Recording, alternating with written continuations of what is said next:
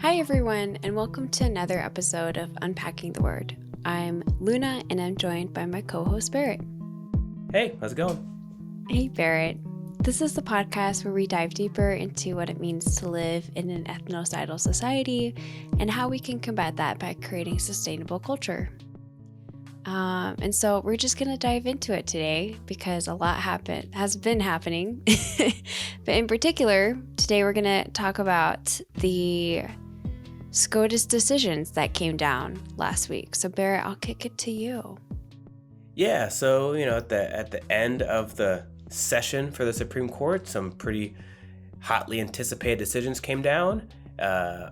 Affirmative action and student loans, I think, were the ones, and also one regarding a cake maker, whether they could sell a cake to a person who was LGBTQ or make a cake that was LGBTQ.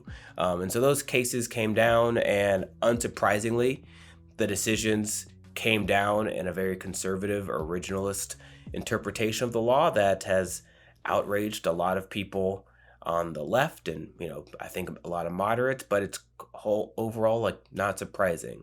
They said Harvard and North Carolina standards for using race as a category or as a factor in admissions was unconstitutional. So that completely changed how affirmative action can work, if it can work or be applied to college admissions. They said Biden's plan to relieve about $20,000 in student loans was also unconstitutional, and they protected a cake maker's right to deny service to an LGBTQ person as protected under the Constitution, I believe as a free speech, as an extension of religious freedom. And so those are quite problematic, but not surprising based on how this court has made decisions over the last couple years. Yeah. And I just want to bring up too that with the cake maker, it was a hypothetical situation, right? It's not like a queer or trans person had approached this cake maker looking for their services at all. This cake maker just took it upon themselves to proactively discriminate against a customer that they have never provided services to, which is appalling. And also just such a convoluted and distressed definition of one's freedom. Also, it really, the court tries to act as though they're not political. They try to say that they're not political. But a key component of any suit is that you have to prove standing.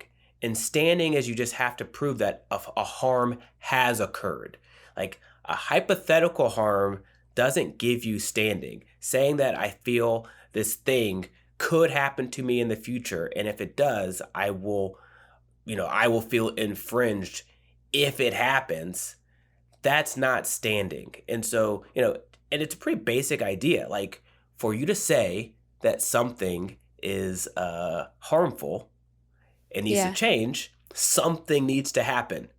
And so the biggest argument, and I think Kagan put this in her dissent, is that there's no standing in this case. Like, the idea that the Supreme Court even took it upon themselves to see this case, even though there's no standing, is just beyond herself. The fact that the court took it is indicative of it's not how the law is supposed to work.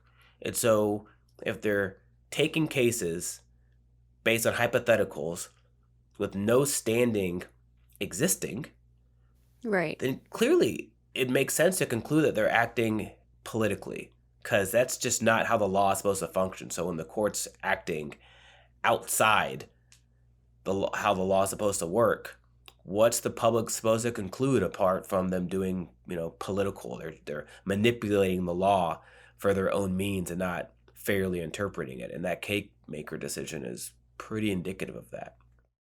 No, yeah, I think just this past year, there's been a lot of calls to reform the courts. And I mean, it's, first of all, with the decisions that they have made, the past couple of years. Clarence Thomas's fiasco, um, the involvement of his wife with the January 6th insurrectionist attack, that is like still really appalling. It's just like a lot of power that the courts have, that's coming to light. And, there's no real checks or balances, I feel like, that we see being implemented with the courts and the Supreme Court in particular, as the highest court, the court that's supposed to uphold or be able to see through like the law of the land. It just feels, I mean, what do you make of that when this court is so corrupted? It is corrupt. Yeah. And so one thing I find really interesting when we talk about the word corruption is like, I think that's one of these words that we have like a feeling about it, but not like a clear definition of what it is. And like not that long ago, I read something and they were described like a corrupt person would be someone who was given like the trust of the public. They were supposed to act in a certain way for like the good of people beyond themselves, and they chose to enrich themselves at the expense of the people. Like that's a type of corruption. Like corruption occurs via like breaking trust, or being deceptive for your own personal gain, which would then be like at the expense of other people. So like a corrupt business person would be a person who like took money from the company to enrich themselves. Like that's type of corruption, And, when you have that clarity, it becomes pretty evident that corruption is what's happening in this court. Like they're supposed to exist, these lifetime appointments are supposed to make it so that they are completely untethered from any sort of social pressure, and they can make decisions that are without a doubt for the benefit of the people, where like it's kind of beyond any sort of ideological or whatever, like they're devoid of that pressure. But, with stuff regarding Clarence Thomas and Alito and how a lot of these justices and their wives make money outside the court, like that independence is being used as an independence to enrich yourself in perpetuity, where like you're untouchable. So now I can do whatever I want to get rich. And like that without a doubt is corruption, No, and Mm-hmm. and it's like so like maybe a month ago or something, I watched some PBS documentary about Clarence Thomas. And before he became political, his main goal as a lawyer was to get a really fancy job on Wall Street, just make a lot of money.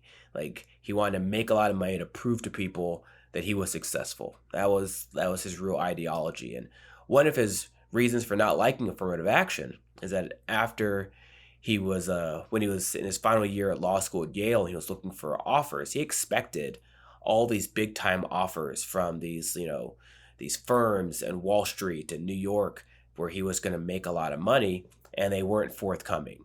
And instead of him concluding that these predominantly white institutions in New York City didn't want to hire a black man, back in the 70s, at the very beginning of, black people being admitted to the institutions, he perceived it that affirmative action made these institutions think that he wasn't really a Yale caliber person. And so affirmative action for him is what prevented him from getting these like rich jobs. And it wasn't any sort of like normalized cultural racism in society. One of the dumbest conclusions you could ever come to regarding affirmative action. But when you think about Clarence Thomas and that his goal as a lawyer was to make a lot of money, and now he's a Supreme Court justice. And as a Supreme Court justice, you have a lot of power, but you don't make that much money in like the grand scheme of things for like what a rich person is in the United States. Like you're not like the annual salary for a Supreme Court justice isn't millions of dollars a year, Yeah.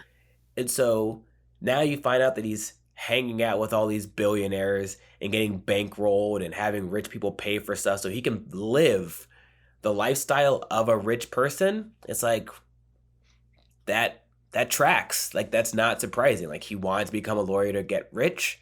He became the darling of conservatives. A lot of them are very, very rich.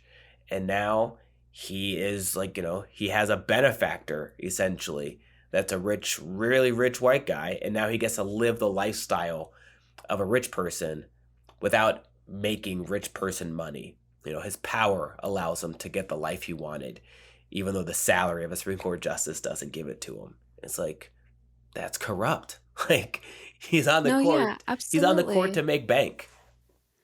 Essentially, yeah. I mean, he has kind of the name, right? Like, people know him. Yeah. Politicians, lobbyists, like, to say that, like, he's doing his job, because I feel like a Supreme Court justice should be impartial and ideally would be, I mean, apolitical, right? But it's very clear he's being bought. Well, And I also, mean, like, the thing is, he's an originalist justice. Like, that's mm, very clear. Like, the Federal Society, like, he's kind of like at the forefront.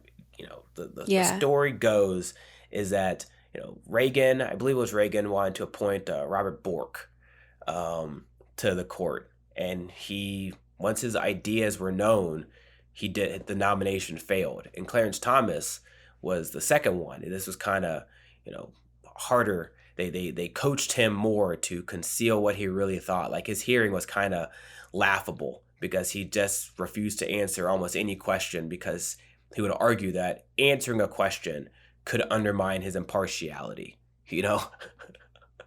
This is like the new conservative coaching to make it so that people that had views that the majority of Americans may not like could still get an appointment on the court. And that's been used for decades.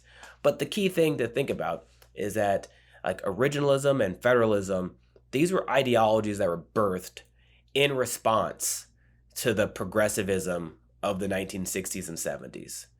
And that's clearly political. Like, the fact that African Americans started to vote hmm, and had a say on the courts, and now our activism, our voting changed the political dynamics of the country, made more white people aware of the horrors being inflicted upon black people, which then created more white allies. And now the political parties are completely different. Like, the Democrats and the Republicans yeah, completely shifted. And in response to disliking the Warren Court, all these conservatives, which was now without a doubt the Republican Party, wanted to come up with ideologies and methods to prevent that progress. And originalism came out of that. Like, it's an ideology that's overtly political. They haven't concealed it. They've just tried to obfuscate for decades. And so we have these justices that are claiming that they're impartial, while at the same time being members of an institution that's right. overtly political. It's going to say Yes. that they're the law, that they're the law, they're separate, but like, that ideology and the institution itself only exists in response to a political movement. So, like, how could it not be political? And so now we Right, have these exactly. clear political appointees doing their politics, which the idea of it was to undo the progress of the civil rights movement, which means they Hmm. wanted America to get back to how it was under Jim Crow. That's pretty bleak. Or And now, enslavement, right? Yeah. exactly. And, now we see what that looks like, where, abortion, unconstitutional, affirmative action, unconstitutional, stuff that could infringe a white person from theoretically being offended by having to make a cake for someone that they don't like. That's protected. You know, Giving relief to people who owe money to, like, wealthy people, which probably is going to be like, white banking and white institutions. That's unconstitutional. Those people need to work more and earn the right to not have debt. you know, that's that right there. That's how it's supposed to be. You can't just let, regular people not have to work for rich people. But if the rich companies are struggling because of economic crises, well, we'll give them some It's not their PPP fault. loans. It's not their fault. It's not their Exactly. fault. It's not their It's fault. it's the And, economy. the government will, exactly. The government will Right. just bail them out. Right. So, We'll say that they'll argue that it's clearly the fault of the kids because those impressionable 17-year-olds, agreed to take on these loans. So they agreed. It's their fault. It's, they knew what they were getting into. They're not even old enough to vote. They're not old enough to drink alcohol, but they are definitely old enough to owe us hundreds of thousands of dollars. And they should be mature enough to take on that massive burden before we let them cast a ballot or consume alcohol or rent a car. without additional fees, yeah. Yeah. I mean, I think that should that should disappoint us all. The fact that, I mean, there are a lot of students who aren't going to college. Like, I feel like peak college admission and like students applying for college probably peaked in 2010. And then afterwards, college became way too expensive for people. So, like, the fact that people aren't applying to go to school to receive a higher education because it's too affordable for them, I think should disappoint us all. That should be incredibly just like, what the hell are we doing? What is this country doing? Yeah. Well, if you look at the Republican Party and their biggest electorate right now are like voters that don't have college degrees. So there is clearly one political party that is not too upset about people not going to college. Like those are the people that vote for them. Yeah. Clearly no one's, they're not going to vocally say that people shouldn't get educations, but if they get to stay in power via the support of uneducated people, they're not going to be that concerned about people getting educations. Like, especially if people getting an education means that some banks or businesses may not get those loans paid or something, then no, they're not. That's not their concern. And so, one of the big issues for our society is I don't think we have a clarity about like what good is in a lived experiential way. Like these people are doing things that are bad. And we're not talking about bad in some sort of like Christian moralistic way where we're really worried about where they're going to live when they're dead. It's no, these are bad because it makes it harder for people to live. It makes people's lives worse. That's a bad thing. Like good things should be things that nurture and sustain people's lives, and bad things are things that undermine people's lives. And these decisions, without a doubt, do that. And I think one of the really sad parts about our society is if you look at it from an ethnocidal lens, which is what we do here, that division between black and white, the races, like that's a division that colonizers created, where they felt, these white colonizers felt that their life needed people to live in America who they just took stuff from and existed essentially on the behalf of white people. And they existed so that white people could get things, money, property, whatever. That's the structure. And so now we have this dynamic where if people start equitably getting things, that changes the binary, that shatters the status quo. And now white people will articulate things in that things are being taken away from them. So like if we're coming up with systems to make education more accessible and equitable, the narrative, and you could see this in the affirmative action decision, is that results in things being taken away from white people, which is going to be articulated as like a racism against white people. And all the pursuit is trying to have like equitable representation where like the universities are more indicative of what the society looks like and not a place that white people get to go to and other people don't. Or And rich right. people. Yeah. Well, Yeah. clearly, like the Or narrative from the legacy beginning of the admissions. U.S., legacy admissions Mm-hmm. is like the white people that ran the place were the ones who had the money. They had property. They had all that kind of stuff. So, and this was a economic venture coming to the Americas. So Mm-hmm. being rich and having a European complexion, it's like a twofer. Where even if you aren't rich, you can get in there and start mixing in, and they'll feel and act as though you belong. But if you're a rich person of color and you're in one of these institutions, there's going to be people will definitely accuse you of being there because of affirmative action. Like the wealth of your parents won't be factored into other people's perception of whether you do or don't belong.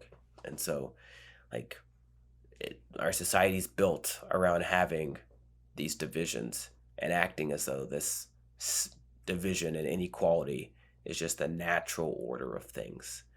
And it's pretty gross. It is, and it doesn't make sense at all. Like I know one of the newsletters talked about American freedom, right? And it's this idea, this duality that doesn't make any sense, that making things more accessible, right? Making things more equitable feels like to many white folks and straight people, right? Like the cake owner. Yeah. And reducing the amount of loans that somebody owes to an institution, that like why are we even taking out these humongous loans to get an education in the first place? Like that should be atrocious. Like this idea of making things more accessible and equitable to many white privileged class privileged straight people, like, is oppression to them. It's not freedom to them. Like freedom Right. to them is basically keeping this class racial hierarchy solely to them, right? Keeping Yeah. these privileges, keeping this like idea of freedom only to them, and extending this idea of liberation and freedom to others is oppressive. That Right. does like that. How? It's kind of, it's like, let's say you're on the top and you're Mm-hmm. the boss. You're on the top. You don't have to make sense. The goal is to just do what you need to do to keep power. But your argument, your logic doesn't have to make any sense because there's no equality. There's no one that's existing to really challenge you. And so the arguments that, conservatives will give, they'll just be total nonsense. But it doesn't matter because the goal is just to say whatever nonsense you can say to keep the status quo that allows you to just keep on saying nonsense. So, like, they'll say that America's free, a free society, but it's a freedom that you have to earn. You can't just get it for being here. Well, it's like, well, how does it even make sense? If it's a society that has freedom, but being here doesn't mean that you get it. Being here means that you then have the opportunity to get it. Then is it free? And then who determines whether you've done enough to get the freedom? Like, what's the benchmark for earning it? Like, what's that even mean? It's like, it doesn't make any sense. But they'll believe that it does. And if they can convince somebody that it does, well, then that sustains the division. Because if somebody's coming here because they believe it's a free society, and then they get here and they go, oh, it's free, but you got to work for somebody else and make a certain amount of money, and you have to like get a certain type of education, and you have to do this, and then you can get the freedom. But that doesn't mean that you have it forever. You could, if you end up becoming poor, then you could lose it, and then you just have to work again, and eventually you could get it. So it's like, it's a freedom that doesn't actually exist, but you're here to get it. What? That's just total nonsense. But people believe that stuff. They believe that they can get here. It's a catch-22. And, if you look at, for example, the argument that was made for affirmative action was how affirmative action was disproportionately harmful to Asian Americans. That Asian Americans were denied admission to these schools because of affirmative action. But if you look at the data, like Asian Americans were actually underrepresented, But it wasn't because the places that these Asian Americans should have had were given to African Americans and Latinos. It was that like a lot of those places were given to white students. Like Legacy admissions. Yeah. I exactly. think it's like 92% legacy admissions, white legacy admissions. Right. And so like people immigrate to the US. Like the immigration that happened starting in the 60s and 70s and since then, people weren't coming here because they thought they were going to Jim Crow America. Like they thought they were coming here because they were coming to like Martin Luther King, the Kennedys, that America, the equitable America, Lyndon Johnson's Great Society America. Like that's an America that was created by black people trying to change the dynamic and make the place equitable. But people get here and it's easy for them to really get into this idea that they're coming here to get white stuff. Like they're not coming here to get treated like black people.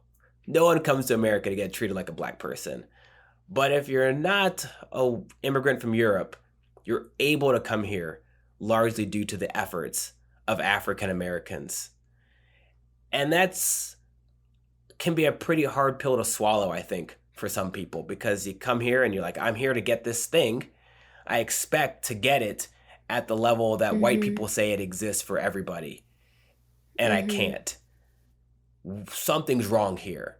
And you don't want to believe that you've been misled, And you don't want to believe that the people that you have been told are bad, such as like African Americans or Latinos, and that they're here taking your stuff, are actually the ones that are on your side. Yeah. Because that's not like, no one comes here to become treated like a black person. This is a fact. And so like, this isn't something saying I like the arguments that these Asian people were making make any sense.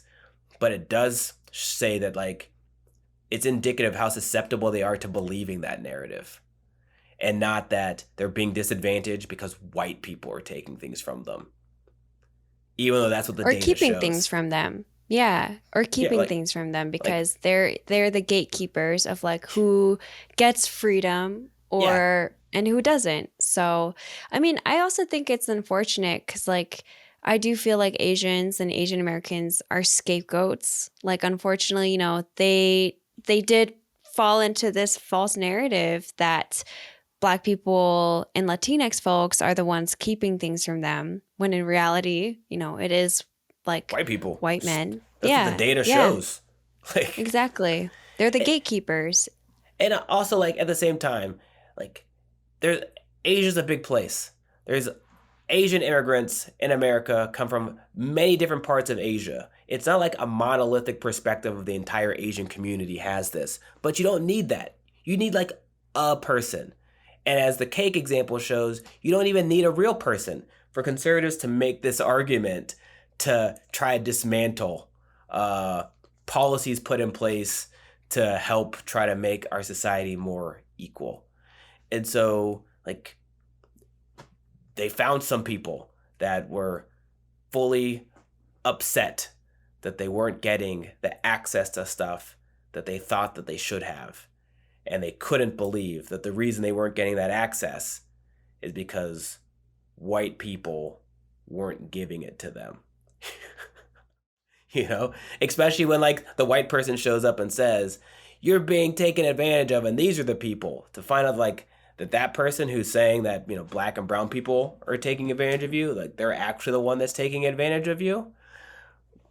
That's, Yeah, gosh, who was the guy who brought the affirmative action case and has been fighting against affirmative action for years? He's like a white, rich guy. I forgot his name, but like he brought the Abigail Fisher case. He did. And, turns out she just made really bad grades and wouldn't have gotten into the school anyways. And so after that one didn't succeed, he had to find another group, and he figured out that Asians were the demographic. If he found another white person, he's like, it's probably more likely to fail. But if we can kind of pit minorities against each other, then I feel that can give me a better chance of winning. And that's what he did. And now the court has the makeup that it currently does. And there's a black person on the court, is Clarence Thomas, who frankly only got into undergrad and law school because of affirmative action in a time when America, like racism was just the norm.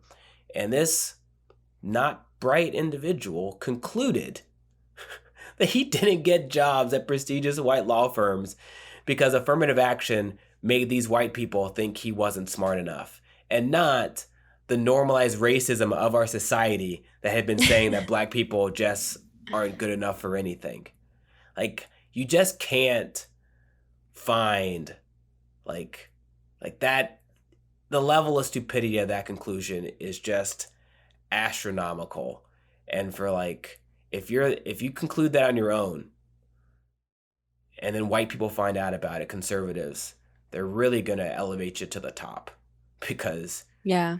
you are going to articulate their horrible ideas all day long. And you know? look like the right messenger to do that, you know? Yeah. Like, you look like the right messenger. In the same article, Clarence Thomas, when he was in D.C., he wrote an op-ed in the Washington Post talking bad about his own family members because they were collecting like welfare food stamps. And he was saying how like his family was lazy. Like, if you if you can find a black person who is publicly going to denounce his own family in print and say that they're lazy, like, conservatives will give that guy a lot of money. They'll elevate him to the top. You know, they'll even pay for his grandmother's house, for his mom's house. You know, they'll pay for lavish trips and vacations. They'll give his wife a whole bunch of money. Like, that is primo. And if that person has a job that they can't ever get fired from, whew, like, that's a good point, actually. Yeah, these lifetime appointments. Yikes. That's a gold mine. They're gonna love this person, and he just gets to have bad ideas for the rest of his life and make people's lives worse forever, and he'll get rewarded, you know, financially in some way that is or isn't legal, for the rest of the time, which is pretty bleak, but that's where we're at. That is incredibly bleak. Yeah. Like, I think it's very bleak, but the question has to be, is being unaware of how bleak it is more bleak or less bleak than being aware? I'd say being unaware is far more bleak. Yeah, I agree with that, actually. Mm-hmm.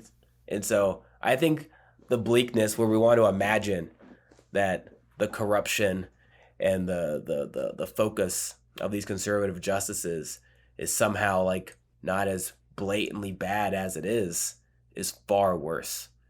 And it's, you know, they have a clearly articulated ideology that tells everyone that they're going to do decisions like this, and that if it benefits people or harms people is completely irrelevant, because the determination about what is or isn't good comes from apparently a bunch of white guys in the late 1700s, early 1800s, who pretty much the vast majority of them owned other people.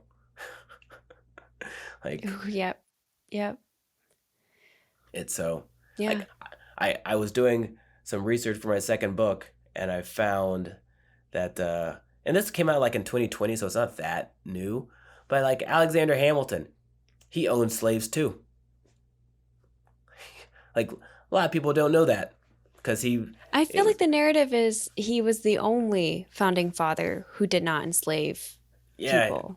The big narrative is that he's a big abolitionist, didn't enslave people and stuff like that, but turns out he did. Not true. Not true. And the reason that it was hard for people to know is, since he lived in New York, like, you know, slavery in the North was different than the South because people didn't have big plantations. If you had like a slave in the North, it was someone that was like working in your house, and it was common for these people to work alongside white people who were like paid people or indentured servants. And so on documents, these enslaved people were often listed as servants. And so you just assume, oh no, they had like a black servant. I'm sure he paid them just like he paid other white servants. And it's like, nope, he didn't. And you can look at the financial records, and it'll be like a key thing is for like an enslaved person in the North and in the South too, but like leasing out an enslaved person to like a business or somebody else is like pretty common. So when that happens, the person who owns the person gets compensated and the enslaved person doesn't. So like if you look at the financial records, like Hamilton's servant was working over for this guy and Hamilton got money, you know? Like I see. Got that's it. clearly not what Wow. would happen for a regular servant. Like Yeah, if I go work exactly. for somebody else, I'm going to get paid, not the other person. And at the same time, when you pass away and they're going to like assess the value of your estate, these black servants were often calculated as part of the value of the estate. Like that's clearly not going Mm-hmm. to be the case for a white servant that you're paying to work for you. Like that employee Right. doesn't go towards the value of your property, but Right. these black servants did. So Oh, wow. so like Damn. Well, yeah, the more you know, and the more you the more find you out know. about history. And so this narrative of how a society should be coming from the founding fathers who is own people and normalized this division and didn't think that people should get education or not be indebted to them for life. And now we have these Supreme Court decisions that's like, oh, it's unconstitutional to, give people student loan relief.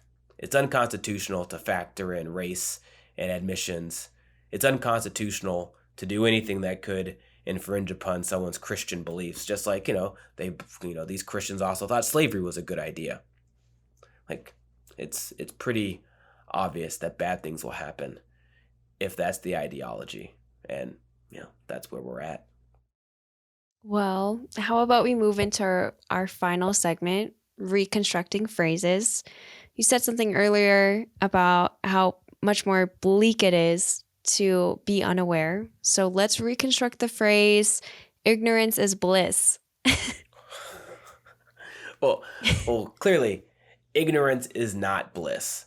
And so I guess the reconstructing would be like, what is bliss? Right? Mm. Mm-hmm. Well, I'd say awareness is bliss. Like, yeah, I'd go with awareness is bliss. Let's do Because that.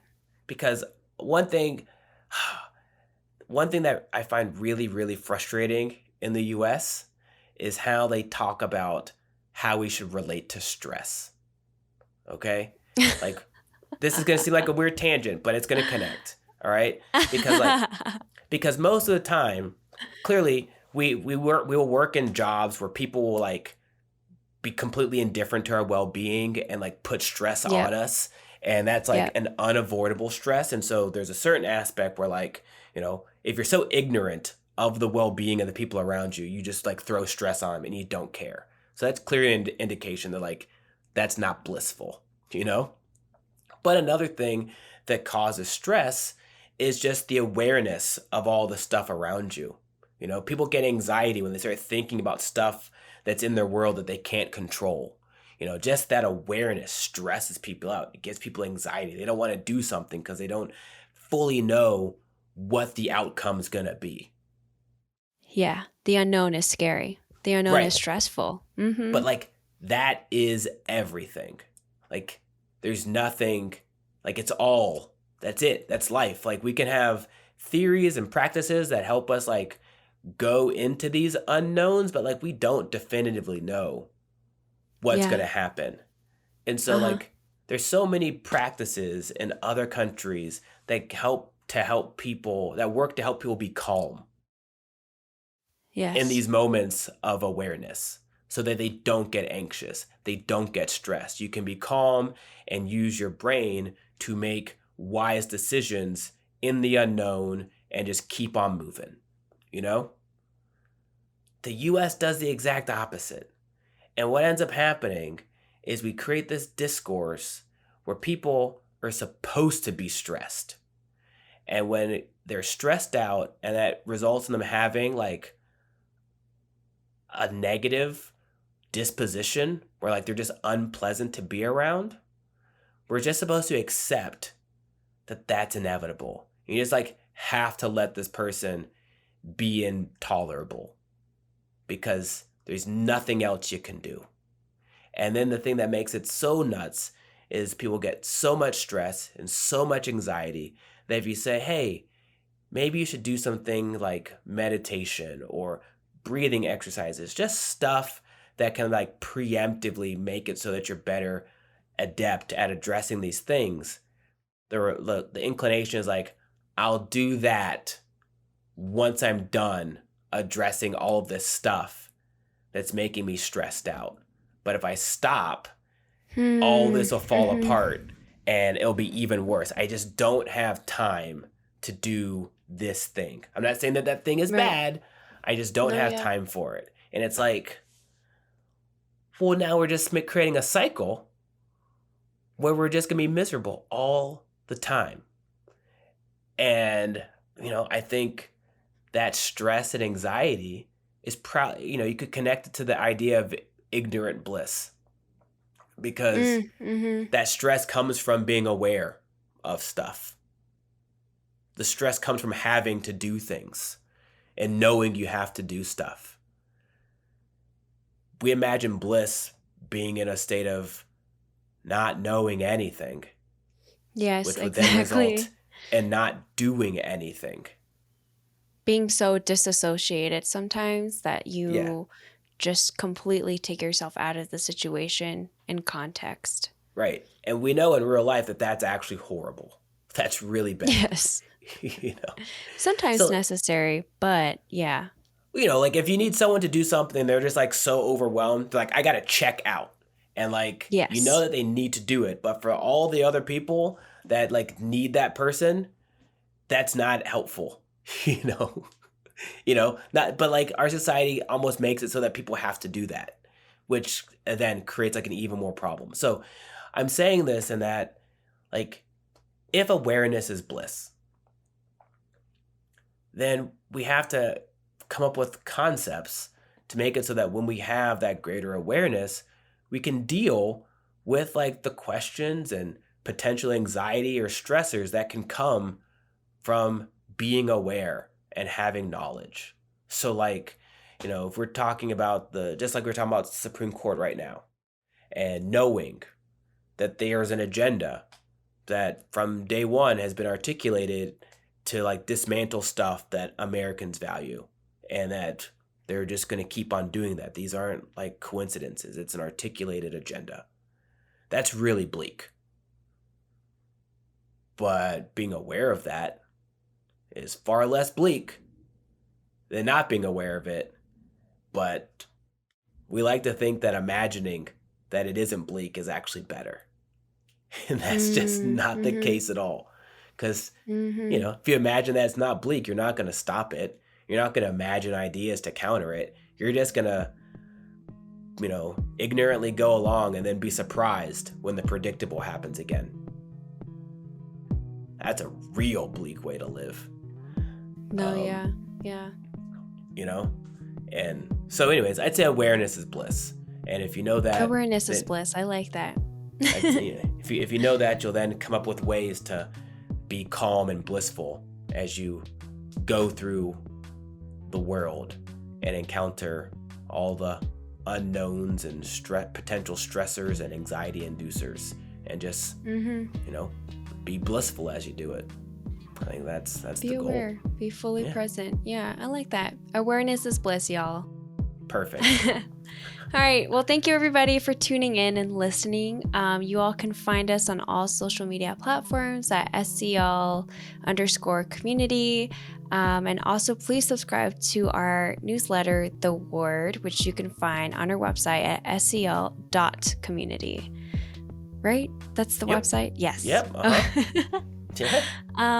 Yeah. Thanks so much, Barrett. And until next time, y'all. Have a good one.